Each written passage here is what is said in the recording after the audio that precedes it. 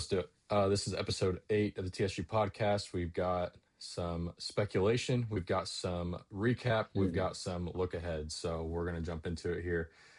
We just hit 100 subscribers today, gentlemen. We So did. excited about that. Very 10th of the nice. way to our first goal. So we can, take it in little chunks on our road to 1,000 subscribers. So if you're listening, go ahead and hit that like and subscribe. We would really appreciate it. We've got some potential live golf news, and this is kind of the speculative portion of the conversation. High-ranking live officials have been pulled to an emergency meeting in Manhattan about quote-unquote bombshell announcement happening soon. What do you guys think it could be? Got to be something with money. I feel like.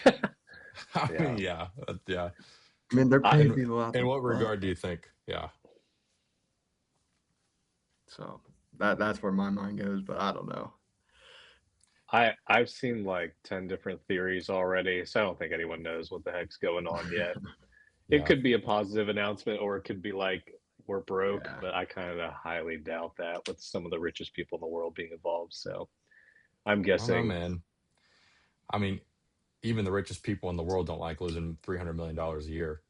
True, yeah. If it's time to pull the plug, that's true. So, that's true. Yeah. I don't know. I have what I think it might be, and I have what I want it to be. I think that they are just going to reevaluate formatting and just kind of like, I mean, they've already changed so much about live. I also wouldn't be surprised if it was like a merging with the DP World Tour, because I know that was something that was on the docket potentially. What I want it to be is I want it to be gone forever and have everybody back to one tour playing all together every week. So I don't know. We are sitting here currently not knowing exactly what it is, but we were told to be on standby for a potential groundbreaking announcement. So I don't know. We'll see. More live news to be talked about, but interested to see what that's going to be. But then you like start thinking about it, and you're like, okay, Phil pulled out of the Masters pretty last second. Bryson was like overly emotional the last couple of wins that he's had. I don't know. There was like that one playoff was just like I don't know. Just maybe it's me overthinking things. Maybe that's me just being on the side of TikTok that's like the conspiracy theory side. But I don't know. Just it's interesting. Plus, they just lose money nonstop. So we'll see. But as of now, business as usual for Mexico City. So they're just going to play it, see what happens. But got a recap of this last weekend, and we're going to jump into RBC Heritage this upcoming weekend before making our picks, game of the week, and alphabet wheel. So let's talk about Masters. We've got a couple different talking points, but what did you guys see from the Masters? What do you think about Augusta? I know that there were some controversies. I know that there are some hot takes that we have on the table. So let's just open the table to talk about the Masters. Thought it was a great tournament. I mean, I thought Rory was going to run away with it for a while, but you know, it's cool they still got the win, but I'm glad it was more competitive over the weekend. Definitely. Yes, I've got mine as well. I settled for Coke today. It's unacceptable. But yeah, saw a lot of good names at the top of the leaderboard. I thought it was cool that Hao Tong Lee played well. I like seeing that for him. I knew he was going to sometime this year because he was trending up. But yeah, just a great tournament. The reason he was there was because he played well in the U.S. Open, so I thought that was cool. I thought I was a genius after like the first, the first day pretty much. I was like, man, my picks are looking real good, and then Cam Young just got hot, and I thought after watching him, I was like, I thought he was gonna win, and as soon as Rory started, he started cutting it on Rory. I thought Cam Young was gonna take it, but then I don't know, Rory just kind of stayed consistent, and it looked like, I mean, people were having trouble at Augusta. I mean, that's for sure. It looked like, I think John Rahm said it was playing super firm. Was it? I think it was him that was talking about that. And so, yeah, I mean, I can only imagine how fast those greens were. And, you know, going back to the topic of if I started on the green at the Masters, would I win? You know, after watching a little more this weekend, I just don't think. Nope. Nope. Yeah.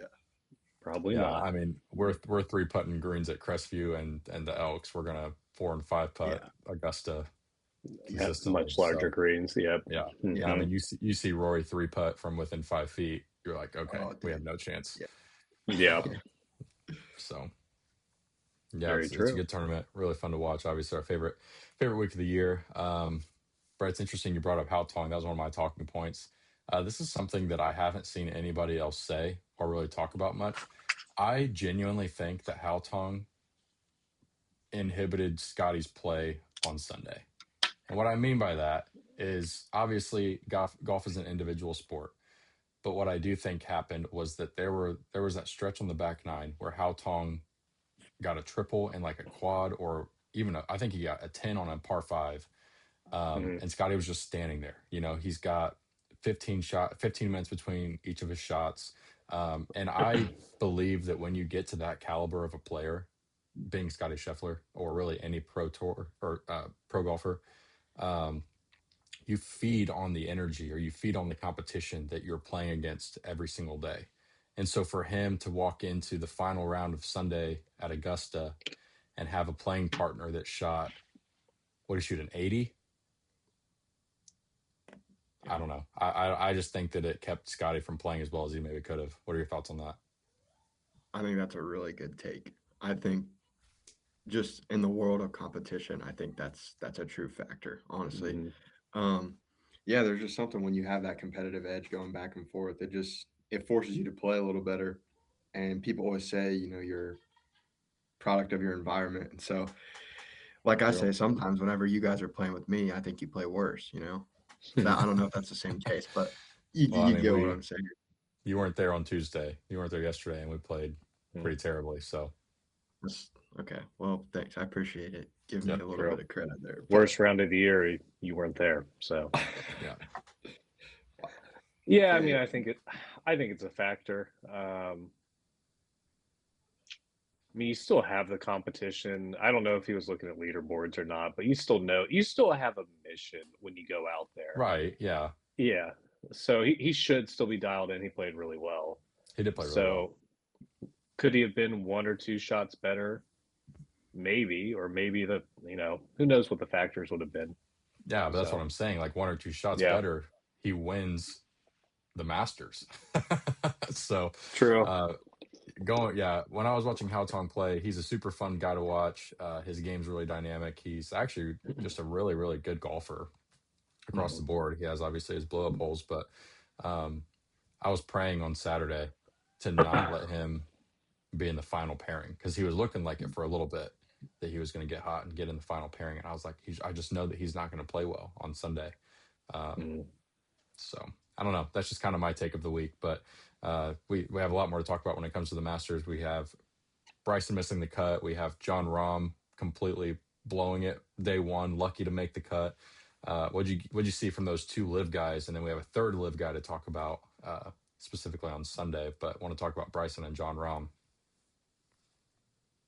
I think Bryson just didn't have it, man. Like you just see things like when I was watching him on hole 18, and I was like, oh, I thought for sure he was going to make the cut. After going into that hole, I was like, oh, he makes the cut. Yeah. And then he gets up there and what did he end up making on that hole? Like a 7? 7. Yeah, I made a 7. Yeah, and so I don't know. There's something odd about that. And hey, maybe that plays into the emergency meeting. LIV had a pretty poor showing at the Masters, I feel like. It was not good. It was not good. Yeah. I feel like, we're talking about Scotty. It could have been 2 shots different and he wins the Masters. I think a lot of the players I watched this week, including Bryson and John, I don't think they really looked as bad as they scored. It's normally like it's a game of inches. They had a couple bad swings on pivotal holes, and then, of course, Bryson struggled in bunkers. Yeah. Besides that, Bryson played pretty well and could have had a chance if he played all weekend without the bunker shots. So normally it's a tweak. I bet he woke up sometime this week and he's fine. If he played it again this week, I think we would see a different story. So, but that's just kind of how golf is. I mean, even with our games, like you may play crap one day and then the next day be fine. So yeah, it's interesting that like over 2 days, Bryson had 2 triple bogeys and he finished 6 over, missing the cut by 2, and those 2 triple bogeys proved to be the deciding factor. The deciding factor, Yeah. So I and mean, a lack of birdies, if I remember. I don't think he made too many birdies. Yeah. So yeah, So you don't it's think just that'll be weird. like a theme? Oh, so you don't think that'll be like a theme going into the majors? Might Like be. you don't expect that to But, continue?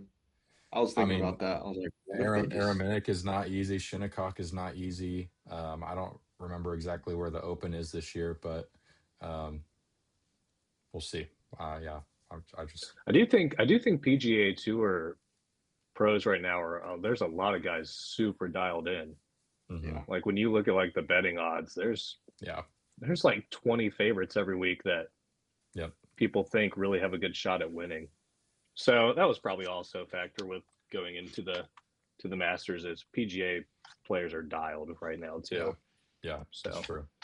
Yeah, yeah. and again, just entering major season, I'm really excited just to see the level of competition from players all around the world. The best of the best are going to Mm-hmm. be competing against one another for these major titles.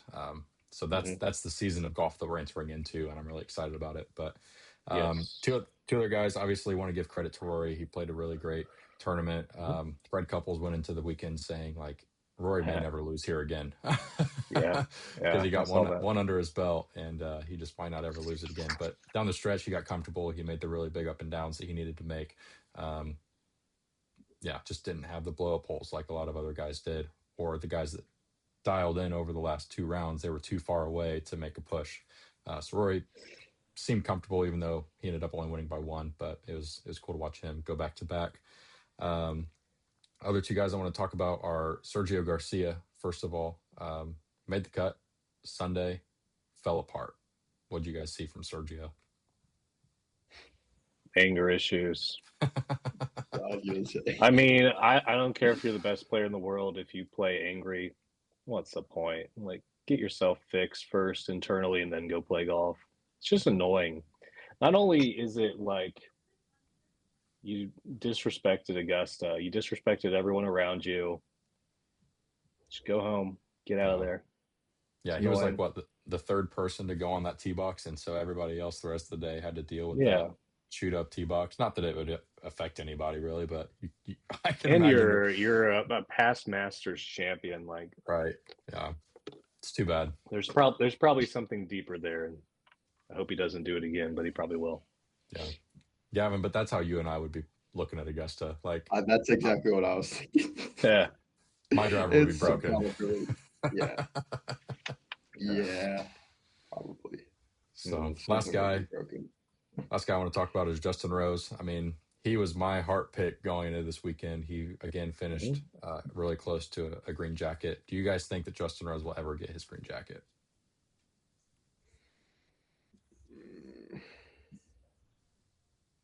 I don't think he will. No. I thought this year was.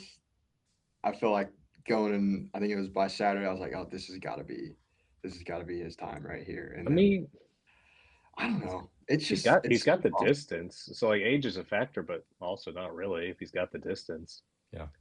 And he's such a good iron player. I wouldn't like. I don't think the good bet is to say yes he will. I wouldn't place a bet on that, but I think there's a decent chance. Yeah. Yeah. So I we'll mean, we'll see. I think if he ever were to win a Masters at this point in his career, he would become the oldest person, regardless of when. Like, if he were to do it next year, he would still become the Yeah. oldest person to ever win the Masters. So I don't know. Always rooting for Justin Rose, um, but yeah, just wasn't his year this year, especially down I the think stretch the in I the. think the harder the conditions, the better Justin Rose would do at the Masters, because I think he would stay out of trouble more than most of the players if the conditions were really tough. So, Yeah, yeah, which that's fair. conditions were medium this year, I would say. Yeah. So Mm, as always, great time at the Masters. Maybe we'll be live from Augusta next year with the boys. So that'd we be can only wild. hope. We can only hope. Yeah. All right, looking ahead to RBC Heritage, defending champion Justin Thomas at Harbortown Golf Links. Really, really beautiful course. Really like. I specifically remember watching this tournament last year because after seeing Rory win, I was like, I'm never missing another tournament of golf again. So I watched all four rounds of the RBC Heritage last year. Really like it. Really good course. Want to get into our Heinz Saucy picks for the week. We've got some winners. We've got some top fives to talk about. This week, Gavin made a clutch save, so we didn't come in here looking stupid. Um, we don't have a missed cut to talk about because all 82 players that are in the field will play all 4 rounds. So what we're going to do is we're going to do 2 picks for the winner, 2 picks for top 5, and then we're going to go into the game of the week. So who do you guys have as your potential winners for the week? Start with Gavin. I think it's been long enough since I picked him, so I'm going back to pick him too. Scotty. I'm picking him too. Yeah, I think that's a really. I mean, I just think it's gonna happen. I think this is the week that he gets it done. Brett hates it. Brett hates the picks. No, I like the pick. I think it is the pick. He's top of the odds by like a lot. Yeah. And then the other pick I'm going, and I just want to see him win so bad, is Ludwig. I just want to see him get it done, and I think he can do it this week.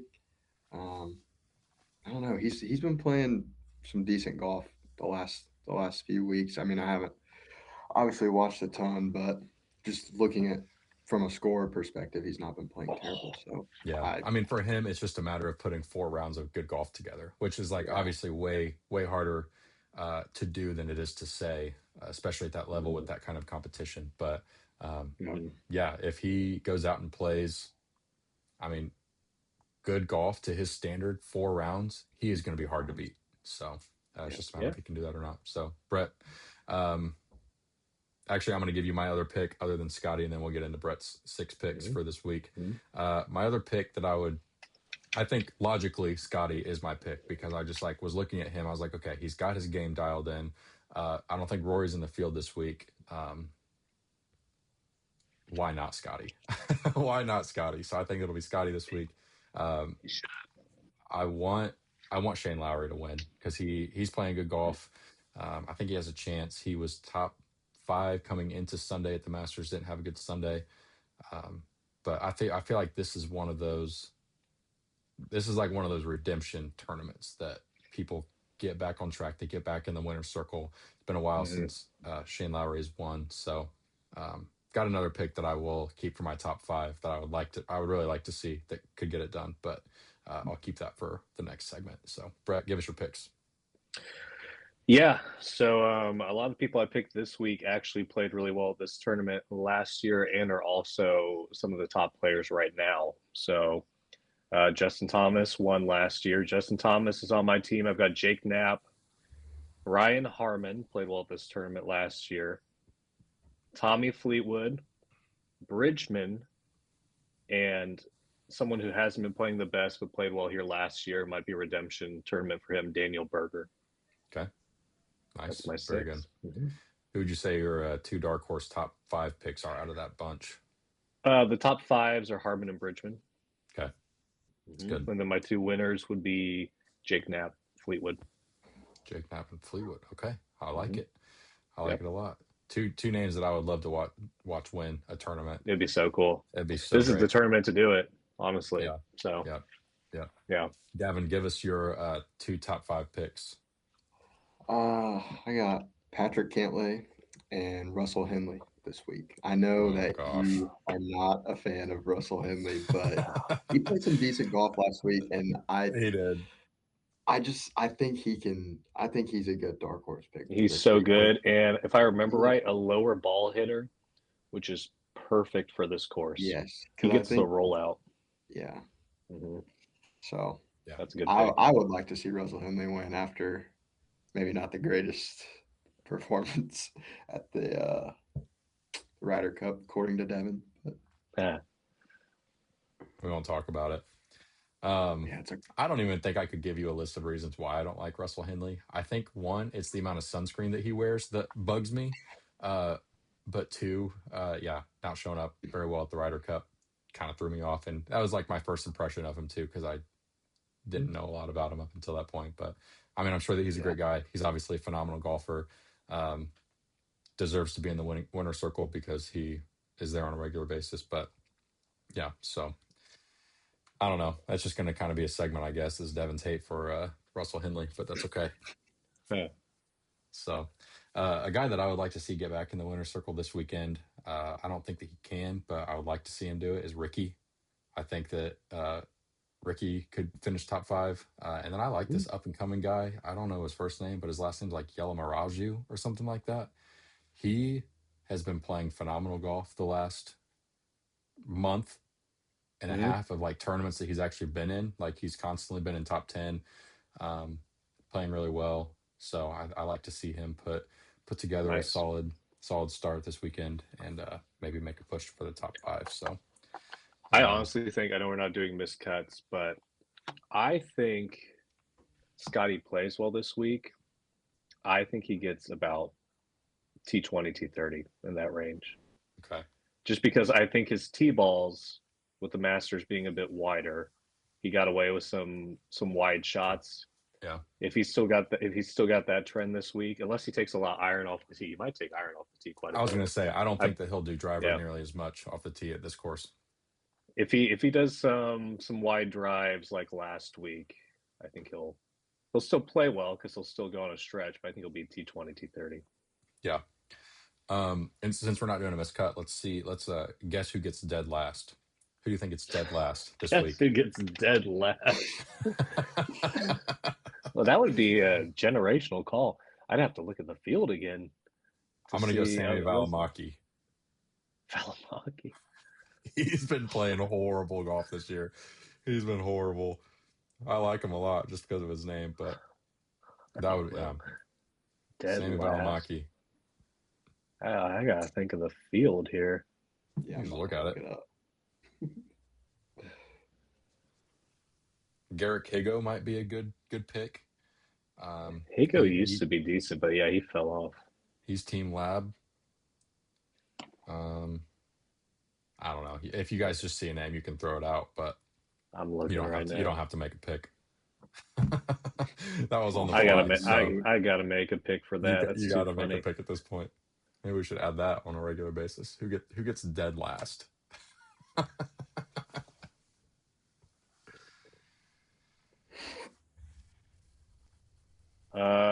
Okay. I think I got one I like here. Taylor Pendrith. The Canadian. Oh no. I'll do Tom Hoagie, who also used to be a lot better than he's been recently. Okay. All right. There you go. Lock it in. Tom Hoagie used to be I bet he gets a backdoor top 10. Now it's like I bet he gets last. Probably. Yeah. Okay. Well, there you go. Those are your dead last picks for the boys. So nice fun. Okay, this is a question of the week for all three of us. I'm going to participate as well. Okay. We're kind of jumping around a little bit. We talked about the Masters and we talked about something else. Now we're going to talk about the Masters again. Give me your next 5 Masters winners. Some of them might be in high school. Next 5 Masters winners. Next 5 Masters winners? In order of what you think that they're going to do. Bryson next year. Oh boy, that's what we were saying last year. I think now the weight of the world is on his shoulders, and I think he does well when that happens to him. And the circumstances could be completely different. Like there's a reality, depending on what this LIV announcement is, that Bryson's going to be playing PGA Tour events. That's true. Leading up to the Masters next year or in the next couple of years. So I don't hate the pick. I love the guy. But it's just funny that he misses the cut and then all of a sudden we're hearing like, okay, Bryson next year. So yeah. I'd say Bryson, Knapp. I think Knapp will be in his prime in a couple of years. Bryson, Knapp, Jordan Spieth has a redemption 2 or 3 years from now. I love it. And let's see, 4 and 5 years out. Let's see, 4 years from now. 4 years from now, Phil Mickelson shocks the world and wins the Masters, and it's legit one of the best sports moments ever. He got second place like 3 years ago. I think it could happen because he still kills the ball. I think it could happen. I think lefties have an advantage at Augusta. And then I'm going to say 5 years from now, T Woods. All right. He's clean. He's clean. He's healthy. He wins. I'll take your first 3 picks seriously. Hey. Anyway, actually, I'll take your first 2 picks seriously. Somewhere. your last three picks are acting like we're back in 2016. You said Jordan Spieth, Phil Mickelson, and then Tiger Woods. Get a grip. Yeah. I got a grip. Write them down. Write them down somewhere. Oh boy. Anyway, Gavin, off the top of the head, who's the next 5 Masters winners? I think Scotty wins next year. Okay. Tommy Fleetwood. And then I think Akshay will get one. That's a good one. 3. Yeah, I'll go third. I think within that time frame, I think Akshay will get one. Oh man. He's a lefty. I think they got an advantage. I really do. Maybe I'll take Akshay back to back. That'd be crazy. 3 and 4 years. How about that? Dang. And then I'll throw Ludwig out there. How about that? Okay. It's a good 5 years. Yeah. I think next year I've got Chris Gotterup. Then the year after that, I think Matt Fitzpatrick. No, I'm gonna go Chris Gotterup, Rory. I think Rory gets his third in 4 years. Matt Fitzpatrick. I do like the Akshay pick. I was going to take him at some point too, so I think I'm going to throw him in there. And then year 5, Luke Clanton going number 5. So my picks are a little out there, but I feel like they blow Brett's picks out of the water. I wanted to throw Bryson in mine too, but yeah, I don't know. It's okay. You just don't want to be made fun of. I can handle it. No, it's not that, because I mean, obviously he's a very good golfer. So yeah, we'll see. We're probably all wrong on all of the years, but that's all right. Yeah, we'll look. It'd be cool if we just got one of our 5 correct. Honestly. Yeah. Yep. That'd be cool. So, all right. Well, we can do alphabet wheel. Somebody needs to get on the board with this game, guys. Come on. What's wrong with this? I don't know. I think I gotta just start picking Z every time. So Z. I'm going H. R. Z, H, and R. Uh-oh. Oh, baby. Oh. All right. One letter off. That's the closest we've ever been.